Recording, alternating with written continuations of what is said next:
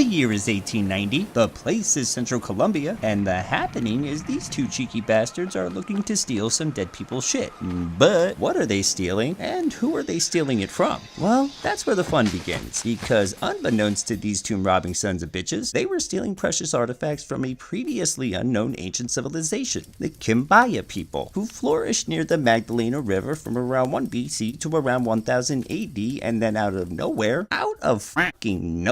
just up and disappear. Now, obviously, we don't know a whole lot about these ancient Houdinis except that they really loved gold and were really great at crafting shit with it, including these 17 gold figurines that mainstream archaeologists claim to be birds and a bunch of other people claim to be airplanes, which is impossible, right? Right? Well, turns out, it's not impossible at all, because back in 1996, two engineers blew the damn thing up, attached a propeller to its front, and holy shit, this jet set son of a bitch can actually fly. That being said, is this nothing more than a coincidence, or is this the real deal Holyfield? And if it is, did these ancient geniuses know what they were doing, or were they just copying something they saw?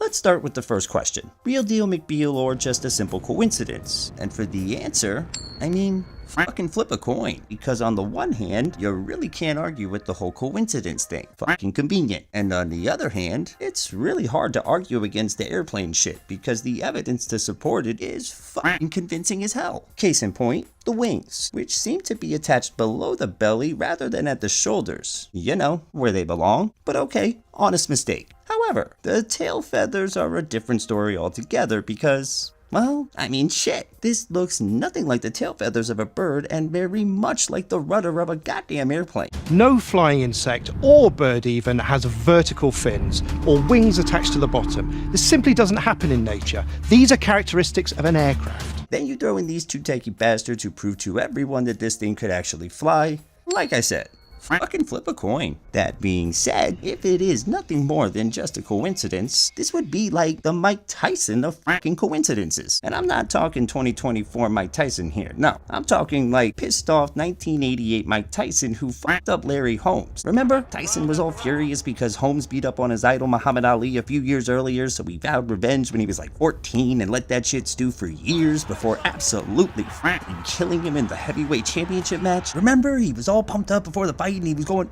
oh, shit. Okay. One of the greatest coincidences of all time is what I was trying to say. So, yeah. Let's just go ahead and say it's the real deal Holyfield, who coincidentally did have his ear bit. Son of a bitch. Stop it. Sorry. Let's just move on to the next question. Did they know what they were doing, or were they just copying some shit they saw? And the answer to that question is fucking shitballs crazy no matter which way you go, because either way, you still encounter someone or something way more fucking advanced than anyone or anything should be in the 5th century AD. And that to me is very fucking intriguing, which is why I wanted to share it with you and see what you think. So don't forget to leave those thoughts in the comment section below, and while you're at it, maybe throw me a like and subscribe. As always, I really appreciate you stopping by. I hope I got you thinking, and I'll see you on the next one.